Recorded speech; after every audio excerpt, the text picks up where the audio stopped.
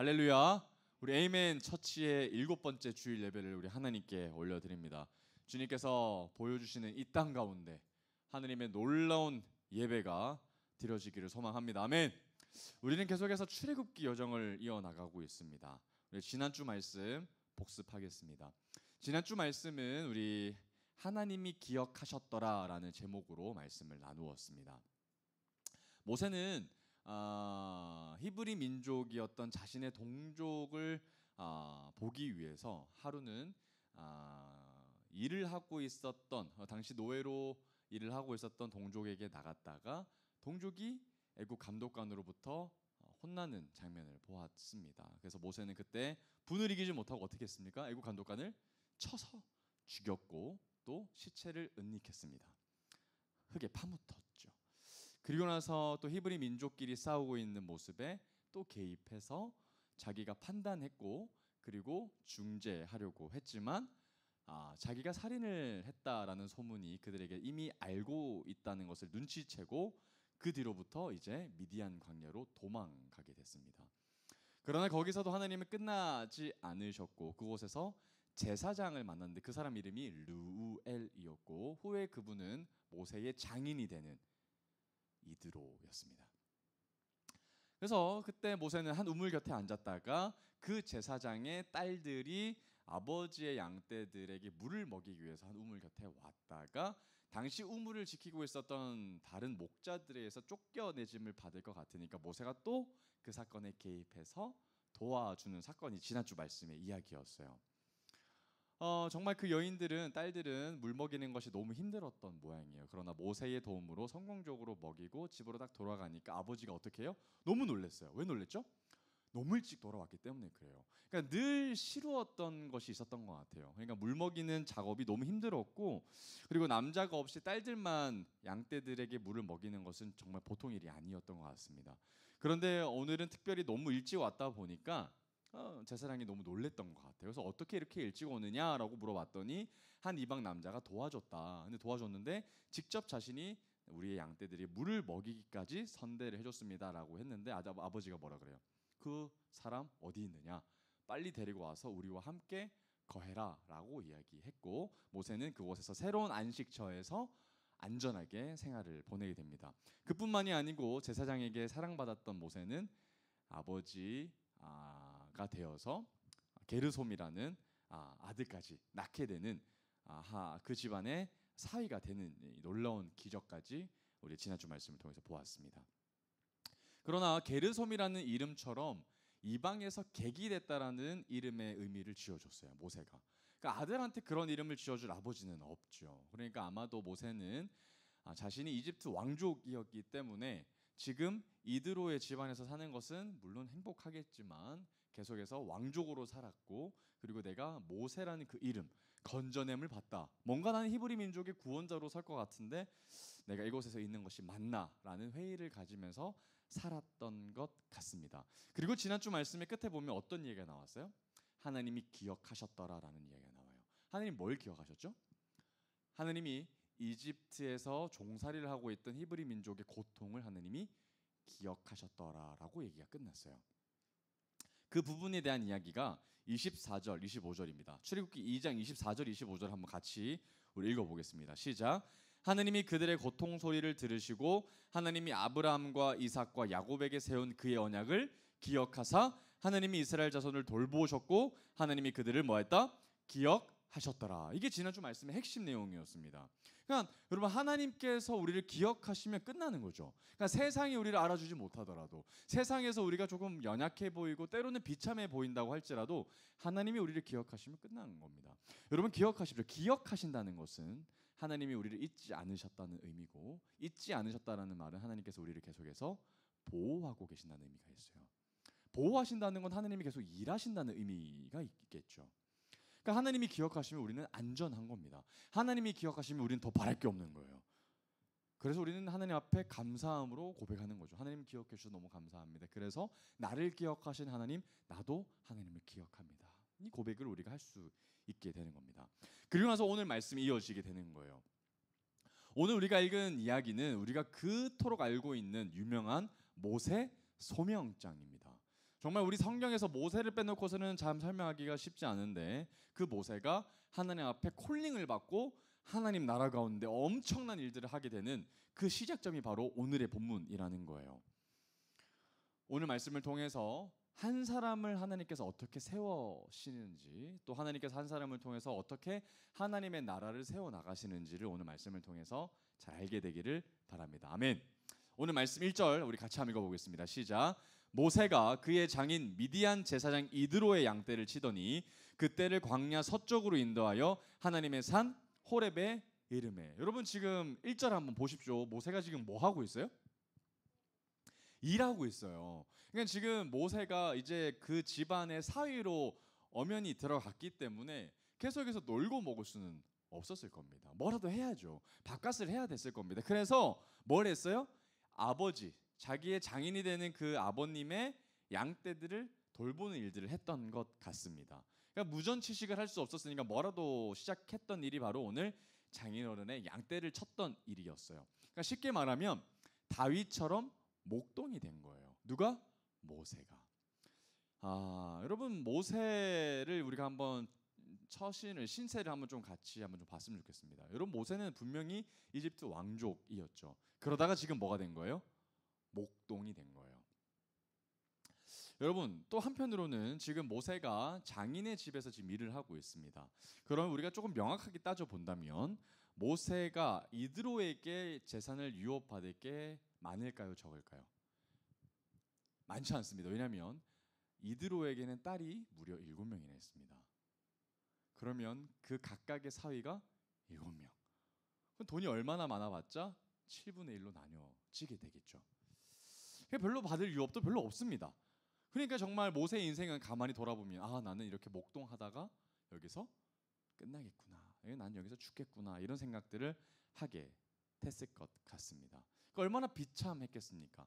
근데 여러분 목동이라는 일이 모세에게는 정말 특별하게 다가왔을 거예요. 왜냐하면 자기는 이런 일들을 한 번도 해본 적이 있어요? 없어요? 없어요. 이집트 왕족이었어요. 그런데 이런 일들을 했던 사람들이 이집트에도 있었어요. 그 사람이 누구였어요? 히브리 사람들이었어요. 히브리 사람은 이집트에서 누구였어요? 노예. 그러니까 목동은 누가 하는 일이다? 노예들이 하는 일이에요. 근데 그 노예들이 하는 일들을 지금 누가 하고 있는 거예요? 이집트 왕족이었던, 이집트 왕자였던 내가 하고 있는 거죠. 여러분 이게 얼마나 비참해 보였겠습니까 스스로. 그러니까 얼마나 신세 한탄도 했고, 그러니까 자기 아들 낳았을 때 게르솜이라는 이름을 짓게 된 거죠. 그런데 그렇게 비참해 보이는 그의 인생 가운데 여러분 1절에서 반전의 단어가 등장을 하는데요. 그게 어떤 단어일까요? 1절에서 다름 아닌 하나님이라는 단어예요. 그러니까 여러분 모세의 상황은 너무나도 비참해 보입니다. 할 수 있는 것이 아무것도 없어 보이고 정말 한계는 명확해 보이고 난 이렇게 살다가 죽을 인생이 뻔해 보이죠. 그런데 가장 반전인 단어, 가장 능력의 단어 어떤 단어라고요? 하나님이란 단어라는 거예요. 아까 출애굽기 2장 끝에서 하나님이 기억하셨다라는 단어가 나오고 다시 3장 1절에서 하나님의 산이라는 단어가 등장을 하면서 하나님이 지금 오버랩되고 있는 장면을 지금 연출하고 있습니다. 그러면 우리가 어떤 느낌이 들어야 되냐면 하나님이 분명히 2장 끝에서 어떻게 하셨다는 것이 나왔어요. 기억하셨다고 나오죠. 기억하시면서 갑자기 모세라는 한 사람이 딱 등장했어요. 그러면 하나님이 앞으로 모세를 사용해서 어떻게 하실 거다? 일하실 거라는 우리가 이야기를 알 수 있겠죠. 이제 반전 드라마가 시작될 겁니다. 그러면서 이제 모세는 장인어른의 양떼들을 매 하면서 막 양떼들을 데리고 어디로 가는 거예요? 하나님의 산 호렙에 이르게 도착하게 됐다라는 겁니다. 근데 여러분 여기서 모세가 의도적으로 저기가 하나님의 산 호렙산이기 때문에 자기가 직접 그곳으로 가기를 원해서 갔던 것인지 아니면 그냥 가다 보니까 한 산에 이르게 됐는데 그곳이 호렙산이었는지는 우리가 정확하게 알 수는 없습니다. 그러나 분명한 것은 하나님께서 모세를 하나님의 산 호렙산으로 인도하셨던 것은 분명합니다. 여기서 호렙산이라는 단어가 성경에서 처음 나옵니다. 그런데 여기서 호렙산이 나중에 모세가 출애굽기를 다 쓰고 그러니까 모세오경을 다 경험하고 나서 모세오경을 써 내려가기 시작했기 때문에 아마도 후에 그곳을 호렙산이라고 명명했던 것 같아요. 당시에는 그 산이 호렙산인지는 잘 몰랐을 수도 있을 것 같습니다. 어찌됐든 모세는 하나님의 산 호렙산에 이르게 된 겁니다. 이 이후로 모세의 인생은 완전히 달라져요. 그러니까 여러분 인생이 달라지는 변곡점은 하나님을 만나고서부터예요. 아멘. 여러분 정말 하나님을 만나면 인생은 변합니다. 변하는 정도가 아니라 반전이 일어납니다. 내 인생이 뒤집어졌다가 다시 엎어지는 일들이 하나님을 제대로 만나면 일어나는 거예요. 그러니까 우리는 항상 하나님을 만나길 간구해야 되는 거죠. 하나님을 만나면 모든 것이 바뀌니까, 모든 것이 변하니까. 그런데 어떻게 우리가 하나님을 만나는 것을 게을리할 수 있겠습니까? 늘 간구해, 매일 간구해야 되는 거죠. 그리고 나서 이제 강력한 하나님의 임재가 나타납니다. 왜요? 하나님을 우리가 만날 수 있기 때문에 그러는 거예요. 2절입니다. 2절 같이 읽어보겠습니다. 시작. 여호와의 사자가 떨기나무 가운데로부터 나오는 불꽃 안에서 그에게 나타나시니라. 그가 보니 떨기나무에 불이 붙었으나 그 떨기나무가 사라지지 아니하는지라. 여러분 지금 여호와의 사자가 떨기나무 한 가운데서 나타나는 장면이 지금 나와요. 그런데 여러분 지금 이 떨기나무가 구체적으로 지금까지 어떤 나무인지는 우리가 명확하게 알지는 못합니다. 그러나 아마도 영어 성경에 보면 부시라고 표현하거든요. 덤불. 그러니까 정말 그냥 흔하디 흔한 가시 덤불처럼 그렇게 볼품 있는 것이 아니었다는 것이 우리가 학계의 이야기입니다. 정말 지극히 평범한 나무였어요. 그런데 그 평범한 나무에 지금 뭐가 붙은 거예요? 불이 붙은 거예요. 막 활활 타고 있는 거죠. 그런데 그 불꽃 안에 보니까 누가 있는 거예요? 여호와의 사자가 있는 거죠. 이런 사자는 천사라고 볼 수 있습니다. 여러분 그런 초자연적인 현상이, 기적이 지금 모세의 눈앞에 펼쳐진 겁니다. 그런데 이상한 일이 있어요. 어떤 게 이상해요 지금?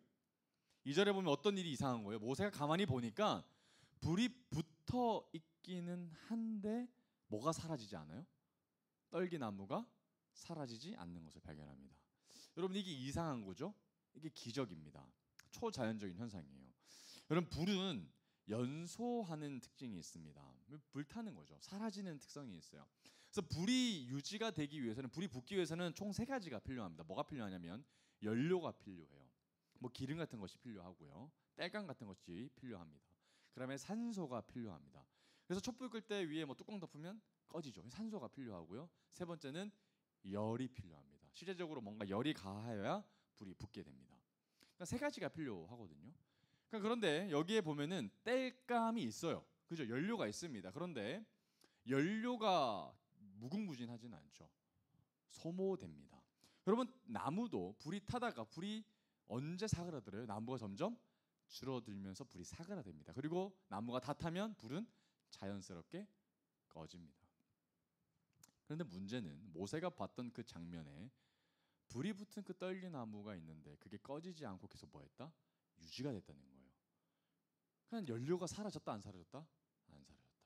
나무가 약해지지 않고 그대로인 거죠. 여러분 이거는 초자연적인 현상입니다. 여러분 제가 아까 얘기했던 것처럼 불은 3가지 속성이 필요하죠. 연료 있어야 되고 산소 있어야 되고 열이 필요합니다. 그리고 연료는 소모됩니다. 이게 이성이죠. 이게 우리의 상식이고 과학입니다. 그런데 이게 뭐가 되고 있는 거예요? 지금 부정되고 있는 거예요. 여러분 우리가 그거를 믿지 않는다고 해서, 부정한다고 해서 이 일이 없는 겁니까? 아니죠. 눈앞에 있잖아요. 모세가 얼마나 당황했겠어요. 이게 뭐지? 어떻게 이런 일이 일어날 수 있지? 한 번도 본 적이 없는 초자연 일들이, 내가 납득할 수 없는 일이 어떻게 지금 일어나고 있는 건지 라고 생각했을 겁니다. 그러면서 모세가 부정했을 거예요. 아 이건 내가 헛것 본 거야. 여러분 그렇게 부정한다고 해서 일이 없는 게 아니라는 거죠. 설명할 수 없다고 해서 그 일이 없는 것이 아니죠. 일이 일어났죠 지금. 여러분 그러면 떨기나무에 불이 붙어 있지만 연료가 사라지지 않는 거, 떨기나무 그 자체가 사라지지 않고 불이 계속 붙어 있다라는 것이 어떤 의미가 있을까요? 왜 하나님께서는 이런 현상을 가지고 모세에게 나타나셨을까요? 여러분 제가 아까 얘기했던 것처럼 불은 조건이 있어야 돼요. 조건이 있어야 불이 붙습니다. 그래서 불은 필연적으로 3가지에게 의존적이에요. 연료에 의존적이고 산소에 의존적이고 열 에너지에 의존적입니다. 그런데 이 조건이 없는데도 불구하고 불이 붙는다라는 것은 이 불은 무조건적이라는 거죠. 이 3가지가 있어도 되고 없어도 되는 거죠. 상관없는 거예요. 여기서 힌트가 있는 거죠. 떨기나무가 무조건적인 존재로 나타나는 겁니다. 이 특성이 누구의 특성이죠? 바로 야훼, 하나님이신 거죠. 어떤 조건이 있어야 존재함을 여겨지는 존재가 아니라는 거예요. 누가? 하나님이. 하나님은 어떤 분이시죠? 스스로 계신 분이시죠. 어디에 조건적으로 있어야, 어떤 것이 전제되어야 존재하시는 분이 아니라는 거죠. 하나님은 독립적으로 존재하시는 분이라는 거예요. 그 의미를 하나님께서는 이 현상 가운데 새겨 놓으신 겁니다. 오늘 다음 주 이야기이지만 우리 14절 말씀 한번 보겠습니다. 14절 3장 14절 보면 하나님께서 스스로 나타내고자 하시는 속성에 대해서 이렇게 설명하셨어요. 어떻게 얘기하셨냐면 하나님이 모세에게 이르시되 나는 스스로 있는 자이니라. 또 이르시되 너는 이스라엘 자손에게 같이 이르기를 스스로 있는 자가 나를 너희에게 보내셨다 하라. 하나님은 어떤 분이시라고요? 스스로 있는 자들. 영어로 보면 I am who I am이라고 얘기합니다. 떨기나무가 바로 이런 존재라는 거죠. 그분은 스스로 계신 분이십니다. 누구에 의해서 만들어진 존재가 아니고 조건적인 존재가 아니라 스스로 독립해서 계신 분이라는 거죠. 여러분 지금 과학도 떨기나무를 설명하지 못합니다. 그죠? 그러면 어떻게 떨기나무도 존재에 대한 설명을 하지 못하는데 하나님에 대해서 과학적으로 설명할 수 있겠습니까? 불가능한 거죠. 그런데 그 불가능한 일이 모세는 지금 눈으로 보고 있는 거예요. 얼마나 놀랐겠어요. 얼마나 무서웠겠습니까? 3절 말씀 봅니다. 3절에 모세 반응이 나와요. 이 기이한 장면을 보고 반응이 나오는데 이에 모세가 이르되 내가 돌이켜 가서 이 큰 광경을 보리라. 떨기나무가 어찌하여 타지 아니하는고 하니 그때 여러분 모세도 지금 이거 이상하게 생각하는 거예요? 안 하는 거예요? 하고 있는 거예요. 왜 나무가 사라지지 않지? 왜 불이 꺼지지 않지? 왜 그대로지? 이상한 거예요. 그래서 보면 돌이켜서 갔대요. 그러니까 뭔가 지나쳤을 수 있었던 타이밍에 멈추고 발길을 멈추고 돌아가서 다시 그 광경을 봤다라는 거. 이상한 거죠. 신기한 겁니다. 그래서 떨기나무가 어찌하여 타지 않는 거지라고 받는 그때에 어떠한 일이 본 겁니다. 4절 볼까요? 4절. 여호와께서 그가 보려고 돌이켜 오는 것을 보신지라 하나님이 떨기나무 가운데서 그를 불러 이르시되 모세야 모세야 하시매 그가 이르되 내가 여기 있나이다. 여러분 지금 모세가 걸어가다가 발길을 돌이켜서 그쪽으로 갔단 말이에요. 왜 간 거예요? 가까이서 보려고, 어떻게 된 일인가 보려고, 상황을 파악하려고 간 거죠. 그래서 딱 돌이켜서 딱 멈춰서 그쪽으로 가려고 하니까 그 장면을 지금 누가 보셨대요? 하나님이 보셨대요. 그리고 나서 모세가 가까이 나오려고 하는 것을 하나님께 보시고 나서 하나님이 뭐라고 얘기하셔요? 모세야 모세야라고 부르셨다라는 거예요. 그러더니 모세가 뭐라고 대답합니까? 내가 여기 있습니다라고 얘기합니다. 근데 여러분 여기가 그냥 성경을 쭉 읽어 나가면 그냥 그런가 보다 하고 지나갑니다. 그런데 여러분 한번 상상해 보십시오. 너무 이상한 신기한 일들이 지금 떨기나무 가운데 일어나요. 그래서 너무 신기해가지고 가까이 딱 돌이키던 찰나에 내가 시선을 그쪽으로 바라보는 그 찰나에 거기서 나를 부르는 거죠.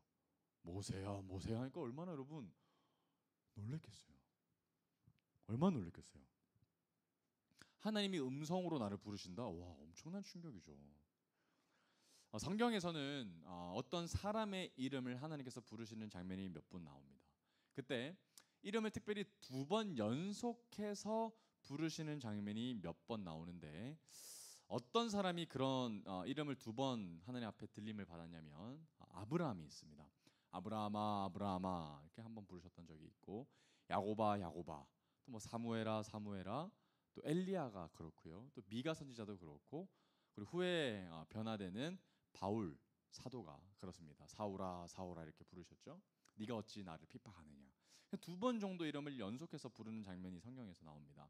근데 고대 근동 사회에서는 이름을 2번 연속해서 부르는 것이 특별한 의미가 있어요.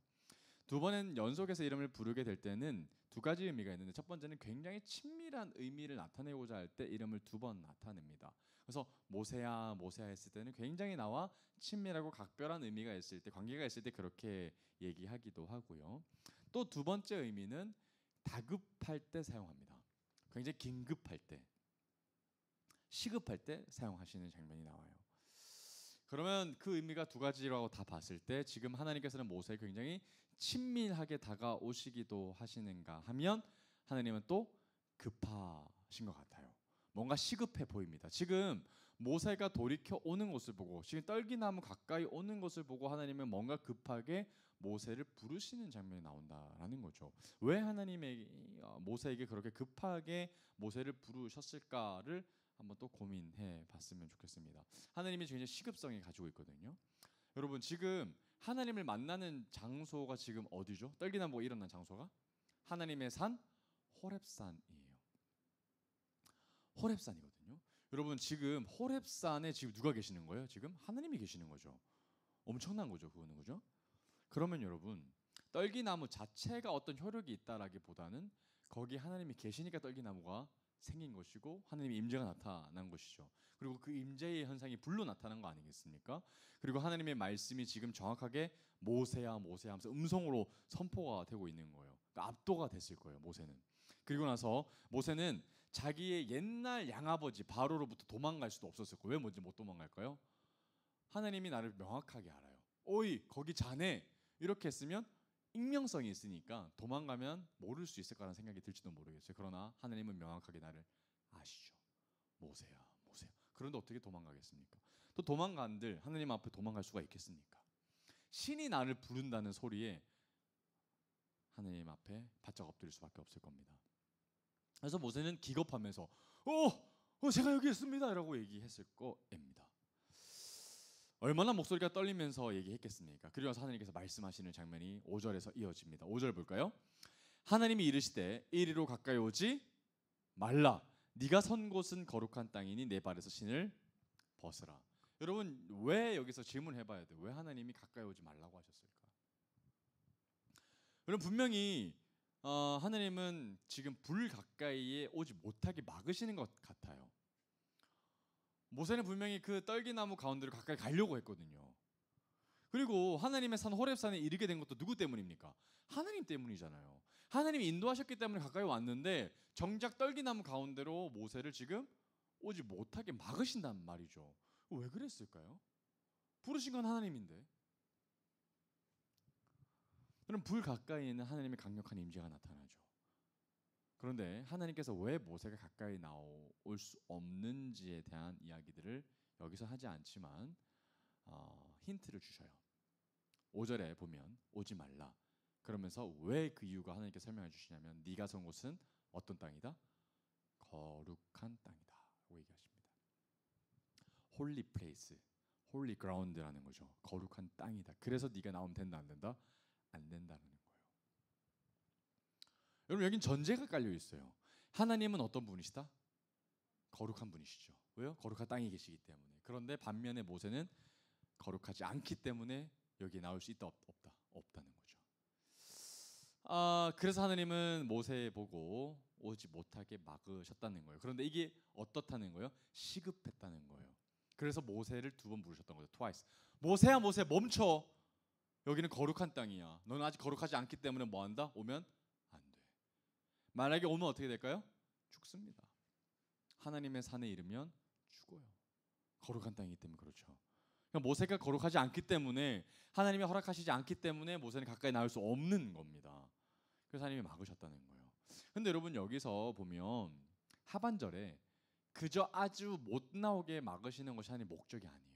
그러니까 모세 보고 너 가만히 거기 있어. 나는 거룩하고 너는 거룩하지 않으니까 넌 끝이야. 난 이제 더 이상 나에게 가까이 올 수 없어. 딱 거기까지야 라고 얘기하셨으면 뭐 신의 말씀이니까 그럴 수 있을 겁니다. 그런 좀 섭섭한 마음이 있을지도 모르겠어요. 그러나 하나님은 그렇지 않으셔요. 5절 하반절에 보면 어떤 얘기가 나옵니까?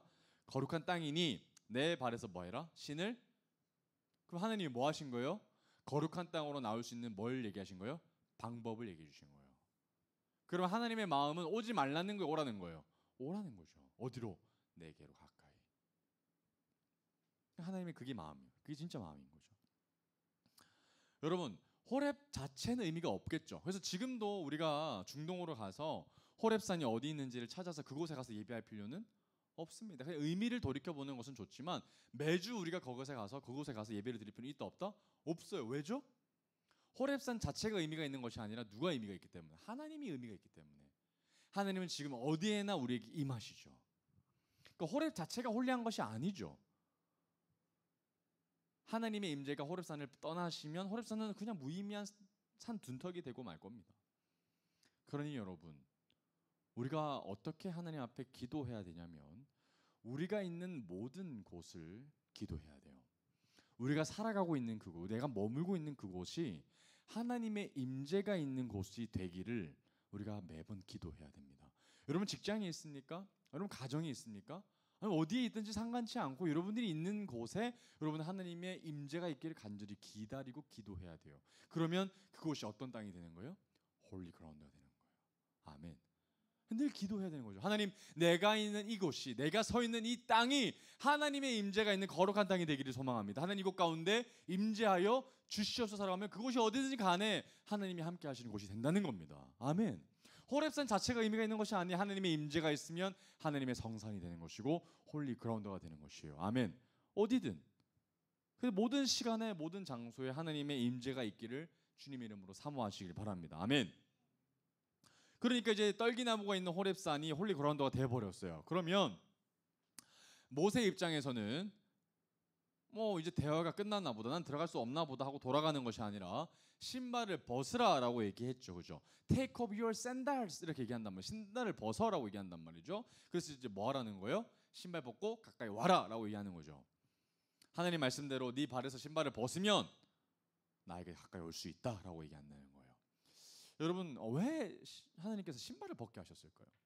지금 신발을 벗는 행위가 하나님의 거룩한 임재로 나아갈 수 있는 기능이 되는 거잖아요. 그죠? 신발이 뭐라고? 그러면 신발의 의미를 고민해 봐야 돼요. 신발 벗는 게 무슨 의미가 있길래 신발 신으면 못 들어가고 신발 벗으면 들어갈 수 있는 걸까? 이걸 고민해 봐야 된다는 거죠. 신발이 어떤 의미가 있을까? 특별히 모세에게는 어떤 의미가 있을까? 여러분, 모세가 원래는 들어갈 수 없었지만 신발을 벗고 나서는 들어갈 수 있게 됐었던 이유는 다시 고대, 근동, 중동 이 사회에서 신발을 벗는다는 의미는 종이 된다는 의미가 있어요. 종이 된다. 여러분, 종은 신발이 있어요? 없어요? 없습니다. 여러분, 우리 이 조선 땅에서도 불과 우리의 선대들은 많은 분들이 전쟁 고아 때문에 신발을 신을 여력이 없었습니다. 전쟁 때문에. 그래서 많은 분들이 신발이 없었던 채로 아이들이 막 뛰어다니는 사진들을 우리가 역사 시간 때 많이 봤습니다. 우리나라도 그런 시계절이 있었습니다. 그런데 그 당시에는 노예가 아무렇지 않았던 그 시대에는 신발이라는 의미가 더 특별했을 겁니다. 노예가 신발을 신는 일은 상상도 할 수 없었던 일이었죠. 그러면 지금 그때의 모세는 뭘 신고 있었다? 신발을 신고 있었다. 자기는 뭐기 때문에? 여전히 이집트 왕족이기 때문에 신발을 신고 있었어요. 자신의 동족 히브리 민족은 신발이 없죠. 그래서 종이 된다는 의미를 명확하게 알고 있었을 겁니다. 모세가 지금 신발을 벗어난 하나님의 의미에 대해서 모세는 모르지 않습니다.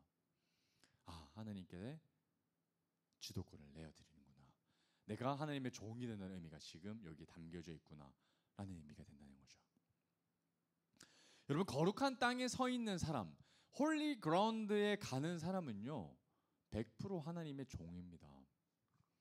여러분, 교회에 와서 내 신발이 여전히 신겨 있는 사람은 아직 내가 하나님 앞에 내 주도권을 내어드리지 않는 사람들이에요. 진짜 크리스찬들은, 하나님 앞에 진짜 내 삶을 드리기로 한 사람들은 다 신발이 없습니다. 내가 내 인생을 디자인하지 않기 때문에 그래요. 그러니까 그 누구든 내가 교회를 다니면서 내가 하나님을 믿는다고 하면서 여전히 내게 신발이 신겨져 있고 주인 되어서 내가 원하는 대로 내 삶을 결정하고 판단하고 그렇게 내 삶을 이끌어 나간다면 그 사람은 하나님의 종이 아니고 더 나아가서는 거룩한 땅에 서 있는 사람이 아닐 수 있는 거죠. 여러분, 내 신발을 벗는 것이 내가 어떤 순종을 의미하는 것이 아닙니다. 여러분, 신발을 벗는다는 것이요, 내가 신발 이게 종이 말도 안 돼. 어떻게 내가 내가 어떻게 종이 돼? 하면서 뭔가 어떤 큰 대단한 결정을 하고 내가 어떤 섬심 쓰듯이 내가 신발 어떻게 벗지? 내가 종이 어떻게 되나? 이러면서 내가 어떤 막 그런 심각한 고민을 하면서 생색내면서 그렇게 하는 게 아닙니다. 또 반대로 교회 다니면서 다른 크리스천들은 신발을 벗으셔서 어떻게 신발을 벗으셨어요? 정말 대단해요. 진짜 여러분은 하나님의 종임에 틀림없습니다. 진짜 나는 그렇게 못할 것 같은데 라고 이야기하는 것도 잘못된 태도입니다. 여러분, 신발을 벗는 이 행위는요 어떤 내 결정이나 내 판단이나 내가 어떤 것을 스스로 결정해서 하는 행위가 아닙니다. 왜 그러냐면요, 하나님을 제대로 알면 신발을 도저히 신을 수가 없습니다. 그냥 냈다 던질 겁니다. 무섭기 때문이죠. 두렵기 때문이죠. 누가? 하나님이. 하나님은 창조주시죠. 그럼 창조주 앞에서 내가 여전히 신발을 곱게 꿋꿋하게 신고 하나님을 똑바로 쳐다본다? 이거는 설명할 수 없는 교만함이죠. 그리고 반대로 하나님을 보면서 하나님, 난 진짜 내 인생의 주인일 수 있었는데 하나님이시니까 내가 신발 좀 벗어드릴게요 하면서 뭔가 생색낼 수 있는 그런 것도 아니죠. 신발을 벗는 건 벗을 수밖에 없는 거죠. 벗지 않는 것은 딱 하나밖에 이유가 설명되지 않습니다. 아직 하나님을 제대로 몰라서 그렇죠. 몰라서 그렇습니다. 내가 하나님을 제대로 알지 못하기 때문에 여전히 내 신발을 신고 있는 겁니다. 그럼 여러분 정말 신발을 벗어 던지게 되었습니다. 누구를 제대로 알면? 하나님을 제대로 알면 정말 하나님 앞에 내 크라운을, 내 왕관을 그저 던질 수밖에 없습니다. 하나님 앞에. 하나님 내 왕관 없습니다. 하나님 얼른 가져가세요. 얼른 가져가세요. 이렇게 얘기해야 되는 것이 우리 올바른 태도죠. 피조물의 태도죠. 그런데 하나님 앞에서 고개 똑바로 쳐다들고 아닌데요. 이 왕관 내 건데요. 하나님이 어떻게 할 수 없는데요. 싫어요.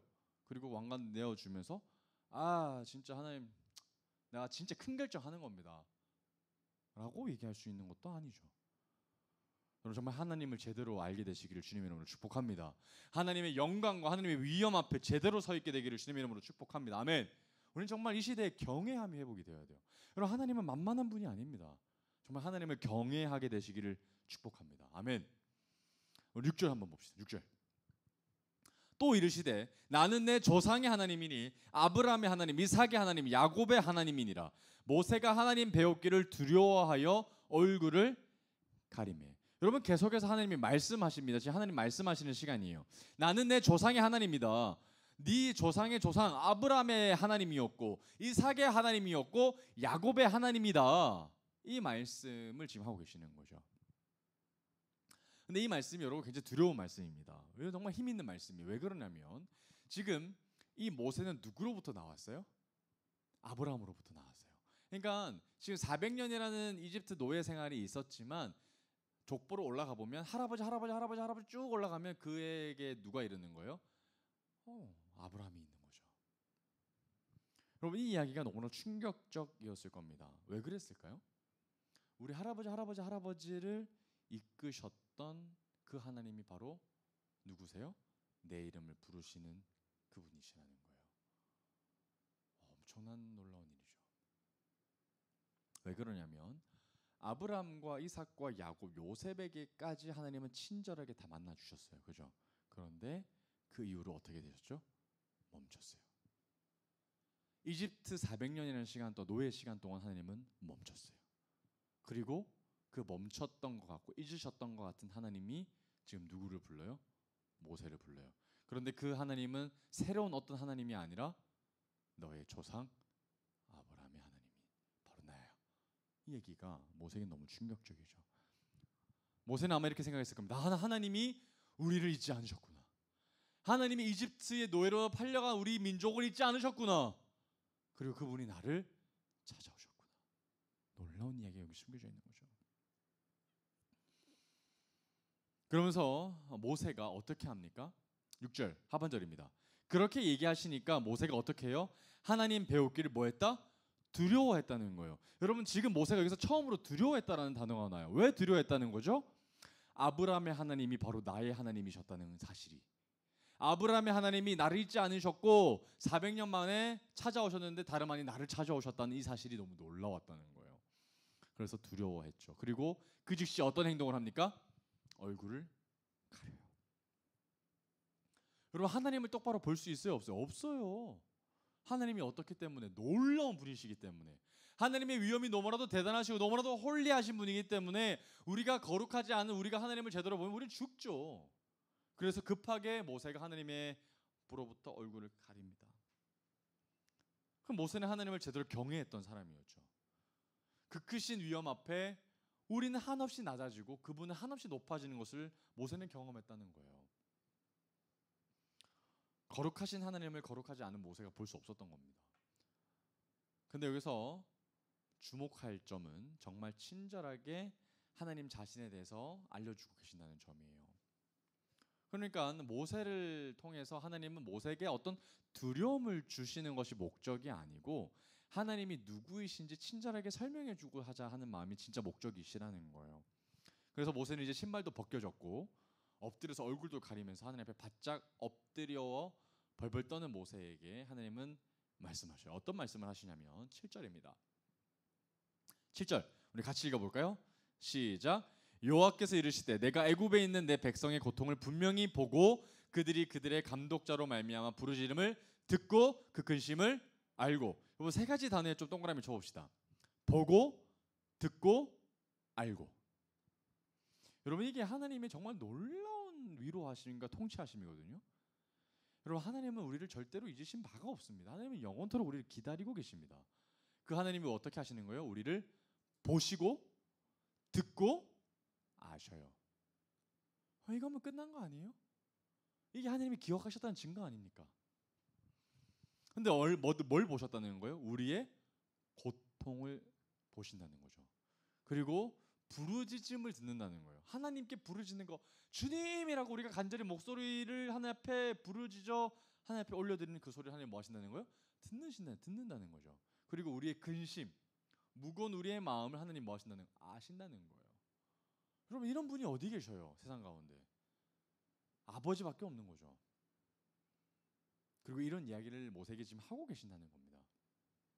그러면서 하나님이 지금 이 이야기에 대해서 얘기하셨다는 건데, 하나님은 그 전에 언약을 주셨습니다. 제가 누누이 출애굽기 때 얘기했지만 오래전에 아브라함에게 주셨던 하나님의 언약이 뭐였습니까? 창세기 15장 13절 14절에 보면 후에 아브라함의 이 자손들은 이방에서 객이 된다는 걸 미리 얘기해 주셨어요. 그러니까 이집트로 가서 노예가 된다는 사실을 어느 순간 갑자기 알게 된 것이, 우연히 경험하게 된 것이 아니라 아브라함 때부터, 자손이 한 명도 없을 때부터, 히브리 민족이 아무도 없었을 때부터 하나님은 예고해 주셨거든요. 그 언약의 이야기가 하나님은 잊지 않으시고 지금 신실하게 이루어 가셨다라는 것을 지금 얘기해 주고 계신다는 거예요. 이제는 하나님의 때가 되어서 하나님의 사람 모세를 사용해서 이제 이집트를 징벌하시고 그들을 구원하시게 될 겁니다. 그 언약이 이제 성취가 되는 거예요. 창세기 15장 말씀이 성취가 되기 시작한다는 겁니다. 그리고 그 언약을 이루기 위해서 누가 등장하는 거예요? 모세가 등장하는 거예요. 여러분 이집트 노예를 구원하기 위한 그 여정 가운데 어마어마한 어떤 하나님의 군대가 일어나고 많은 사람들이 지금 들어가야 될 것 같은데 하나님은 그렇게 일하시지 않죠. 어떻게 일하세요? 한 사람. 하나님은 보잘것없는 한 사람, 목동으로 전락해버린 모세를 찾아가셔서 세우시면서 하나님의 사람으로 일하시게끔 하신다는 거예요. 이게 얼마나 놀랍습니까? 그러니까 여러분 하나님이 사용하시는 사람은 이런 사람이라는 거죠. 능력 있는 대단한 사람이 아니라는 거예요. 어떤 사람? 정말 지극히 연약하지만 하나님을 경외하는 한 사람, 하나님 앞에 두려워 떠는 사람, 하나님의 말씀으로 살아가는 사람, 그 사람을 하나님이 지금 찾고 계신다는 거죠. 하나님의 사람을 통해서 하나님 뭐 하시기 때문에? 일하실 거기 때문에 그런다는 거예요. 그럼 8절을 봅시다. 8절 같이 읽어봅니다. 시작. 내가 내려가서 그들을 애굽인의 손에서 건져내고 그들을 그 땅에서 인도하여 아름답고 광대한 땅, 젖과 꿀이 흐르는 땅, 곧 가나안 족속, 헷 족속, 아모리 족속, 브리스 족속, 휘 족속, 여부스 족속의 지방에 데려가러 하늘. 여러분 잘 보십시오. 아브라함 자손들을 애굽인의 손에서 건져내는 주체가 누구예요? 여기 8절에 보면 누가 내려가요? 지금 이집트로? 내가 내려요. 내가 누구예요? 하나님이요. 그리고 모세에게 야 너 가라고 하신 것이 아니라 내가 내려간다는 거예요. 내가 일할 거라는 거예요. 아브라함 자손들을, 히브리 민족들을 애굽인의 손에서 건져내는 거 누가 하겠다는 거예요? 내가 하겠다는 거예요. 하나님이 하시겠다는 거예요. 그리고 아름답고 광대한 땅, 젖과 꿀이 흐르는 땅, 그 가나안 땅으로 누가 데리고 가시겠다는 거예요? 모세가 아니라 내가 내려가겠다는, 하나님이 일하신다는 거죠. 여러분 모세가 아니라는 거예요. 모세는 그저 쓰임 받는 존재죠. 통로죠. 하나님이 일하실 겁니다. 하나님이 한 사람을 사용하시게 될 겁니다. 근데 여러분 여기서 가만히 보면 아브라함의 자손들을 새롭게 이끌어 나가서 새로운 땅으로 인도하실 텐데 그 땅이 소유주가 없는 땅이 아니라 이미 누가 살고 있어요. 그래서 족속이라는 단어가 등장을 합니다. 그래서 뭐 가나안 족속, 헷 족속 다 이미 그 족속이 뭐 하고 있는 거예요? 그 땅에 살고 있는 거죠. 이미 살고 있는 겁니다. 그러면 들어간다고 해서 가나안 땅으로, 새로운 땅으로 들어간다고 해서 끝이 아니라는 거예요. 들어간다고 해서 이제 더 이상 하나님의 도움이 필요 없고 하나님의 예배하지 않고 하나님을 뒤돌아서면 된다 안 된다? 안 된다는 거예요. 왜요? 그때부터 진짜 시작인 거죠. 거기 들어가서도 여전히 뭐 해야 돼요? 하나님을 예배하고 여전히 하나님께 의지해야 된다는 거예요. 여전히 그들에게 하나님이기 때문에 그렇죠. 여전히 그들은 하나님을 지속적으로 의지해야 한다는 겁니다. 여러분, 우리가 진짜 하나님께 은혜를 받기 시작할 때 우리가 착각하면 안 되는 것이 우리가 무엇인가 됐다라고 착각하는 거죠. 나 능력 좀 있네? 아닙니다, 여러분. 우리는 영원토록 하나님을 의지해야 하는 줄 믿습니다. 아멘. 일을 시작하신 이도 하나님이시오. 일을 끝까지 유지하게 하시는 것도 하나님이시기 때문에 그렇다는 겁니다. 그리고 이제 말씀하시는 거예요. 9절 10절 우리 같이 크게 읽어봅니다. 시작. 이제 가라. 이스라엘 자손의 부르짖음이 내게 달하고 애굽 사람이 그들을 괴롭히는 학대도 내가 보았으니 이제 내가 너를 바로에게 보내어 너에게 내 백성 이스라엘 자손을 애굽에서 인도하여 내게 하리라. 자, 9절 명확하게 얘기하세요. 모세에게 소명을 분명히 얘기하십니다. 이제 뭐해라? 가라. 그냥 뭔가 준비되면 가라 이게 아니죠. 언제 가라? Now. 지금 가라. 이제 가. 보내시는 이가 하나님이시죠. 모세가 아닙니다. 그리고 모세는 보내짐을 받는 거죠. 그리고 모세는 이제 신발을 벗었기 때문에 하나님의 철저한 뭐예요? 종이에요. 하나님의 말씀에 100% 순종할 수밖에 없는 그는 종입니다. 하나님의 신하가 됐고, 그리고 일을 진행하시고 책임지시는 이는 누구예요? 하나님이시죠. 그러니까 모세의 덕목은, 그러니까 모세가 해야 될 것은 그저 하나님의 말씀에 청정하고 하나님이 하라고 하는 대로 하기만 하면 되는 겁니다. 그분의 말씀에 따라 움직이기만 하면 되는 겁니다. 그러니까 모세가 끊임없이 해야 될 거, 하나님의 말씀에 귀 기울이는 거예요. 뭐라고 말씀하시나? 왜? 잘못했다가는 내가 원하는 대로 하거든. 내가 하고 싶은 대로 하거든. 그래서 모세는 끊임없이 죽을 때까지 뭐 했어요? 내 음성을 죽이고 하나님의 음성에 내 귀를 기울여 했었던 거예요. 그렇지 않으면 자꾸 내 마음대로 내 인생을 살아가니까. 이거는 한 번의 결정이 아니죠. 죽을 때까지 끝까지 반복하는 거예요. 여러분, 진짜 하나님의 말씀이 오늘 임하지 않으면 나는 또 내 마음대로 내가 살아갈 겁니다. 하나님이 오늘 내게 임재하지 않으시면 나의 임재가 충만해질 거예요. 그럼 또 내 인생을 내 마음대로 살아가게 될 겁니다. 그러니까 우리는 오늘 하루조차 내 힘으로 살아갈 수 없는 거죠.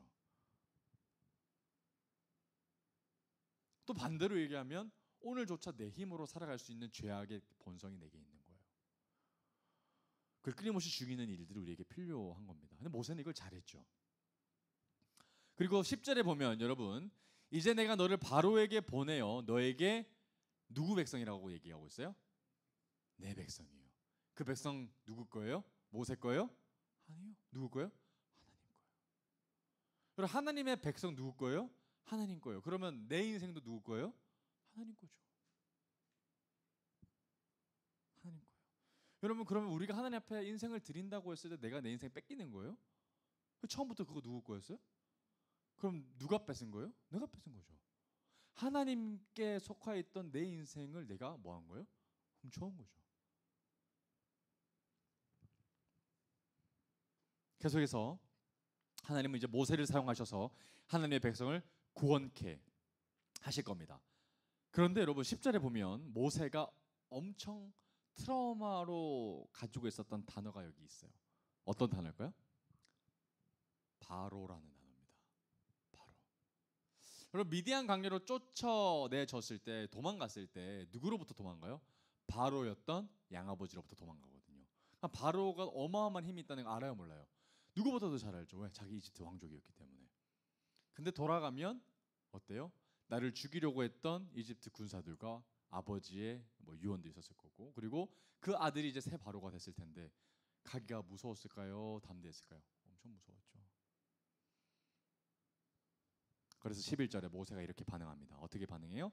모세가 하나님께 아뢰되 내가 누구이기에 바로에게 가며 이스라엘 자손을 애굽에서 인도하여 내리까. 여러분 이게 평범한 우리의 모습입니다. 여러분 지금 우리는 하나님이 말씀하셨기 때문에 하나님이 책임지실 거기 때문에 그냥 가면 될 것 같죠. 근데 이 이야기가 나에게 접목되면 안 됩니다. 예를 들어서 저에게도 병구가 이제 가라. 근데 내가 너무 트라우마로 가지고 있는 바로라는 단어로 내 인생을 얘기하시면 저는 너무 힘들 겁니다. 또 씨름해야죠, 하나님 앞에. 근데 우리는 너무 잘 알잖아요. 왜요? 하나님 책임지실 거 알잖아요. 하나님 일하실 거 알잖아요. 근데 모세도 두려웠죠. 두려웠습니다. 왜 두려웠을까요? 여러분 하나님이 임하셨잖아요. 그리고 하나님 앞에 자기가 바짝 엎드렸잖아요. 하나님이 얼마나 위대하신 분이신지 초자연적인 현상을 내게 보여주셨잖아요. 그런데도 여전히 바로가 뭐한 거예요? 무서운 거죠. 하나님도 무섭지만 바로도 무서운 거예요. 왜 무서웠을까요? 무서워했던 이유가 있습니다.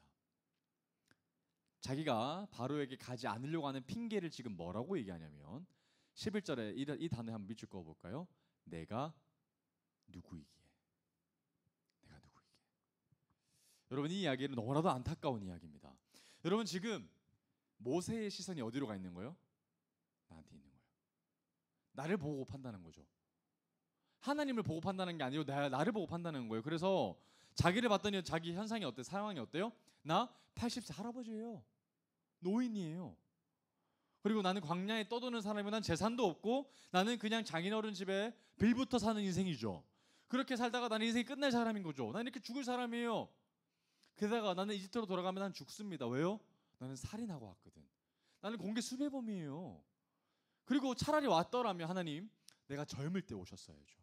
내가 40세라도 그때 혈기왕성할 때, 지혜도 총명할 때, 내가 어떤 걸 판단하고 내 마음대로 할 수 있을 때, 힘이 있을 때 그때 하나님 오셨어야죠. 내 인생 다 끝나고 나서 미디안 광야에서 무려 40년 동안 살고 할아버지가 다 됐네, 머리 백발 됐는데 내가 뭐 하겠다고 하나님 나를 부르십니까? 나 할 수 없습니다. 나 할배입니다. 여기 하는 거죠. 그때 사용하시지. 나 힘이 있을 때. 나 힘 없어요 지금. 지금 모세가 누구를 보고 있는 거라고요? 나를 보고 있는 거죠. 힘없는 나. 그러면서 모세가 착각하는 것이 하나 있어요. 나 힘이 없으니까 된다 안 된다? 안 된다는 거예요. 근데 이거 누가 하시는 거죠? 하나님이 하시는 거잖아요. 모세와 힘과는 상관 있어요? 없어요? 없어요. 근데 자꾸 모세가 착각하는 게 있어요. 내가 뭔가 한다고 생각하고 있어요. 여러분, 하나님은 오히려 힘이 없을 때 하나님은 사용하셔요. 아멘. 힘이 없을 때, 내가 무능력할 때 하나님 사용하세요. 여러분, 내가 능력 있으면 하나님 사용하실 필요 있다 없다? 없어요. 하나님의 위대하심과 하나님의 영광을 나타내셔야 되기 때문에 오히려 무능력하고 좀 모자래 보이고 좀 부족해 보이고 좀 뭔가 우리가 흠이 있어 보이는 우리들 같은 사람들 하나님 뭐 하신다는 거예요? 즐겨 사용하셔요. 모세 착각했던 거죠. 출애굽 누가 하는 겁니까? 모세? 아니죠. 누가 하는 거예요? 하나님이 하시는 거예요. 그러니까 모세는 늘 판단하는 자리에 있었던 거예요. 내가 할 수 있다 없다, 이 사람이 옳다 그르다라는 걸 계속 판단했던 자리였어요. 그러나 하나님 나라 원리는 그렇지 않은 거예요. 하나님 나라에는 힘 있고 능력 있는 사람이 쓰임 받는 것이 아니라 하나님 말씀에 귀 기울이고 하나님의 음성에 가장 민감하게 반응하고 그 말씀대로 철저히 순종하기로 결단하고 그렇게 살아가는 사람을 하나님이 사용하신다는 거예요. 그것이 세상의 방법이 아니라 하나님 나라 원리라는 거예요. 세상은 끊임없이 잘난 사람을 사용할 겁니다. 그러나 그것도 영원하지 않아요. 우리가 무능력해지는 순간, 더 뛰어난 사람이 생기는 순간 세상은 우리를 버립니다. 대체하죠. 그러나 하나님은 그렇게 하신다 안 하신다? 안 하신다는 거예요. 하나님 나라는 끊임없이 하나님 나라 말씀 가운데 하나님의 방법대로 살아가기를 원하기로 결단한 사람을 하나님은 버리시지 않고 사용하신다는 거예요. 아멘. 오히려 그러니까 우리는 자신의 힘을 빼고 내가 할 수 있는 무엇인가를 빼고 늘 하나님께만 우리의 시선을 내어드리기로 결단해야 되는 거예요. 스스로 자꾸 평가하고 판단하지 마십시오. 난 아무것도 할 수 없어. 내가 뭘 하겠어? 아니요, 여러분. 오히려 그 연약함을 고백하는 그 고백이 하나님 앞에는 교만함이 될 수 있습니다. 자꾸 내가 한다고 생각하기 때문에 그래요. 그러나 우리에게 능력 대신 하나님을 진짜 의지할 때 나를 통해서 진짜 하나님의 능력이 나타나는 것, 그것이 우리에게 인생 가운데 가장 큰 축복인 줄 믿으시기 바랍니다. 아멘. 12절 봅니다. 12절. 그리고 나서 하나님이 우리에게 위대한 말씀을 선포하시는 거예요. 자, 우리 같이 한번 읽어봅니다. 시작. 하나님이 이르시되 내가 반드시 너와 함께 있으리라. 아멘. 오늘 이 말씀이 여러분들 가운데 삶이 되기를 소망합니다. 아멘. 그리고 나서 말씀하시죠. 내가 그 백성을 애굽에서 인도하여 낸 후에 너희가 이 산에서 하나님을 섬기리니 이것이 내가 너를 보낸 증거니라. 얘야, 모세야, 네가 하는 거 아니다. 내가 하는 거다. 내가 반드시 뭐 할 거다. 너와 그러니 걱정하지 말고 너 뭐 해라. 바로 여기 가. 여러분, 하나님께서 모세에게 막 능력을 주시지 않아요. 모세가 갑자기 젊어지지 않아요. 막 우락부락한 근육을 주지 않아요. 그에게 엄청난 군대를 주시지 않아요. 하나님이 모세에게 능력 주시는 거가 어떻게 나타나요? 내가 너와 함께 하겠다. 여러분, 이걸 믿으셔야 돼요. 여러분, 자꾸 현상적으로 하나님께 우리가 구합니다. 사인을. 하나님 내게 뭔가를 주시면 내가 뭔가 사람을 붙여주시고 내게 뭔가 능력을 주시고 내게 뭔가 재능을 주시고 내게 재산을 주시면 내가 힘이 있다고 착각하는 거죠. 근데 진짜 우리에게 힘 주시고 능력 주시는 것은 하나님이 우리에게 어떤 무엇인가를 주시는 것으로 말미암아 나타나는 것이 아니라 하나님이 그냥 우리와 뭐 하시는 거예요? 함께 하시는 거예요. 그것이 우리에게 가장 큰 능력인 줄 믿습니다. 아멘. 우리에게 재산이 조금 있다고 하는데, 우리에게 재능이 조금 있다고 하는데 뭐가 의미가 있겠습니까? 하나님이 우리와 함께 하시느냐 하시지 않느냐가 우리 인생의 가장 큰 중요한 기준인 줄 믿습니다. 아멘. 그러니까 우리 다 끝났죠. 하나님이 함께 하시면 끝나는 거죠. 그래서 바로에게 모세가 갈 수 있게 되는 근거가 된다는 겁니다.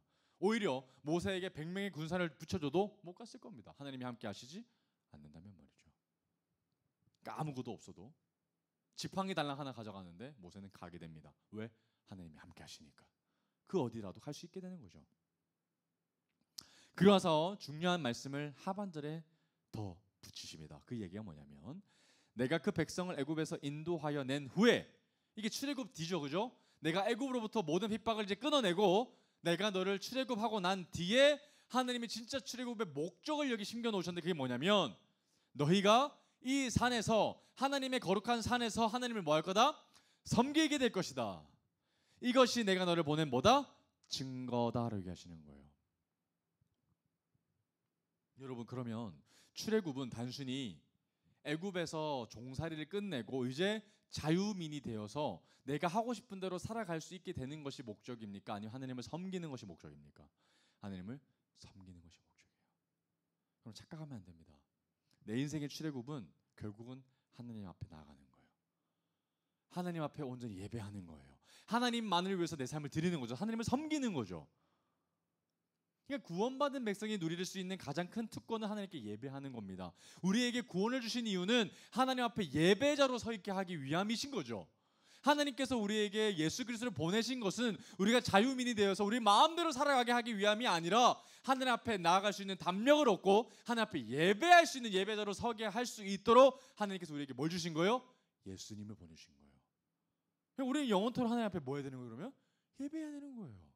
목숨 걸고 하나님을 섬겨야 되는 거죠. 그게 하나님께서 우리를 구원하신 뭐기 때문에? 목적이었기 때문에. 근데 만약에 우리가 구원 받았음에도 불구하고 하나님을 섬기지 않고 뭔가 섬기는데 계속해서 생색내고 힘들다고 얘기하면 구원받은 백성의 정체성을 우리는 흔들리고 있는 거죠. 뭐가 큰 문제가 우리 안에 일어나게 된 겁니다. 우리는 영원토록 하나님 앞에 쓰임받기를 간구해야 되는, 하나님 뭐 할까요? 내 인생을 통해서 하나님 어떻게 영광 받으시길 원하십니까? 그게 내가 가장 크게 바라는 원함이 되는 거예요. 그게 가장 나의 갈망이 되어야 되는 것입니다. 아멘. 하나님 앞에 인도함을 받고 하나님 앞에 우리가 예배자로 나아갈 수 있는 것이 가장 큰 영광이고 은혜가 된 줄 믿습니다. 여러분, 이제 다시 돌아가서 호렙산에 있었던 떨기나무 장면으로 한번 돌아가 봅시다.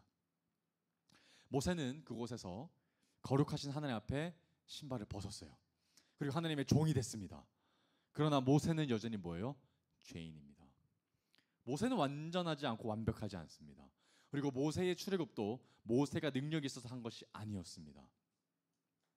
그런데 어느 날 하나님께서는 깨어진 하나님과의 관계를 회복하게 하기 위해서 화목제물이신 예수 그리스도를 우리에게 뭐 해주시죠? 보내주십니다. 예수 그리스도께서는 이 땅 가운데 어떻게 오셨어요? 종의 형체로 오셨어요. 예수 그리스도께서 오히려 자신의 신발을 벗으셨어요. 여러분, 여전히 우리는 내가 주인 되고 싶어서 끝까지 하나님 앞에 내 신발을 벗지 않으려고 버티고 있을 때 예수님께서 오셔서 예수님이 먼저 신발을 벗으시는 거죠. 그리고 스스로 종의 형체로 오셔서 우리를 위해서 화목제물이 되신 거예요. 우리 말씀 한번 찾아봅시다. 말씀 빌립보서입니다. 빌립보서 2장 5절에서 8절까지 말씀입니다. 빌립보서 2장 5절에서 8절까지 말씀입니다. 빌립보서 2장 5절에서 8절 우리 같이 읽어봅니다. 시작. 너희 안에 이 마음을 품으라. 곧 그리스도 예수의 마음이니 그는 근본 하나님의 본체시나 하나님과 동등됨을 취할 것으로 여기지 아니하시고 오히려 자기를 비워 종의 형체를 가지사 사람들과 같이 되셨고 사람의 모양으로 나타나사 자기를 낮추시고 죽기까지 복종하셨으니 곧 십자가에 죽으심이라. 아멘. 어떤 모습으로 오셨다고요? 종의 형체로 오셨다고요.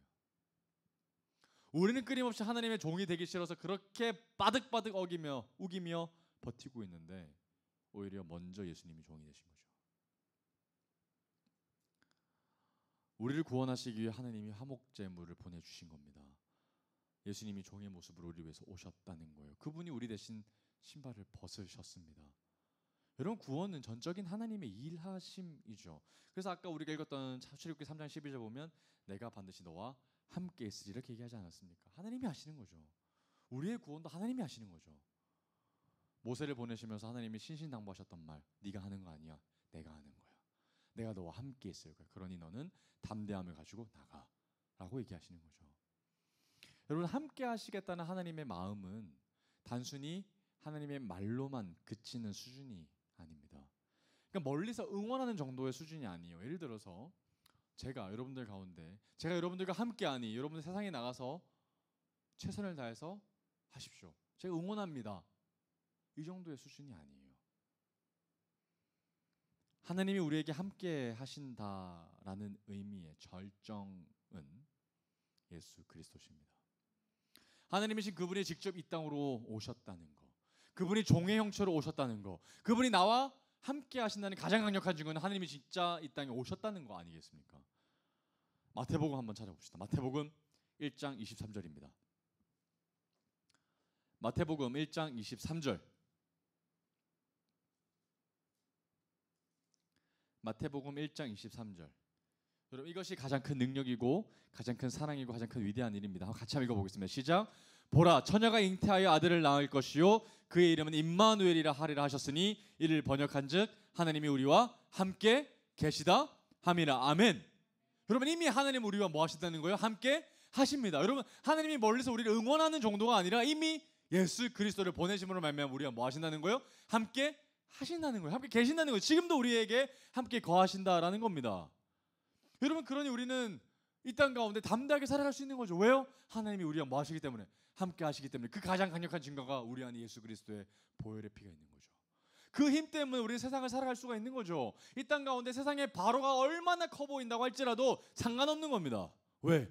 우리가 세상에 나아가서 우리가 하나님의 사람으로 살아갈 수 있는 것은 우리 가운데 함께 하시는 예수 그리스도 성령 하나님 때문에 그러신 거죠. 그러니까 우리가 온전히 하나님을 예배하는 예배자로 살아가게 되기를 바랍니다. 더욱더 하나님과 관계가 깊어지고 하나님 앞에 끊임없이 나아가게 되기를 주님의 이름으로 축복합니다.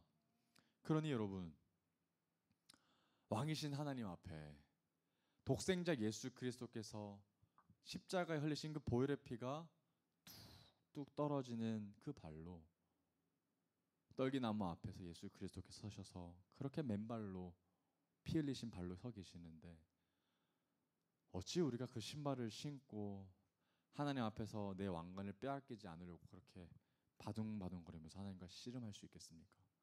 어떻게 두 주인을 섬길 수가 있겠습니까? 여러분, 신발을 벗으려고 내가 주인이 안 되려고 애쓰지 마십시오. 어떻게 하면 신발을 벗을 수 있냐면 신발 없이 나를 위해서 피 흘려 서 계시는 예수 그리스도의 그 발을 보면 됩니다. 그러면 안 벗을 수가 없어요. 우리를 위해서 피 흘리신 그 보혈의 예수 그리스도의 발을 보면, 그분이 우리를 위해서 보여주신 그 사랑을 보면 우리는 하나님 앞에 엎드릴 수밖에 없습니다. 정말 하나님을 제대로 알 때, 하나님께서 우리에게 어떤 일을 행하셨는지 제대로 알 때, 예수 그리스도께서 종의 형체를 가리셔서 우리에게 얼마만큼의 피를 쏟으셨는지를 알게 될 때, 하나님이 우리를 얼마나 사랑하시는지를 알게 될 때 내 신발의 신이 자연스럽게 벗게 될 줄 믿습니다. 또 우리 안에 씌워져 있던, 우리 머리 위에 씌워졌던 우리의 주인된 인생이, 우리의 왕관이 자연스럽게 떨어져 나가게 될 줄을 믿습니다. 아멘. 우리가 애쓰지 말고 우리가 더욱더 하나님만 바라보게 되기를 주님의 이름으로 축복합니다. 아멘. 우리 나와서 함께 찬양하며 나갑시다.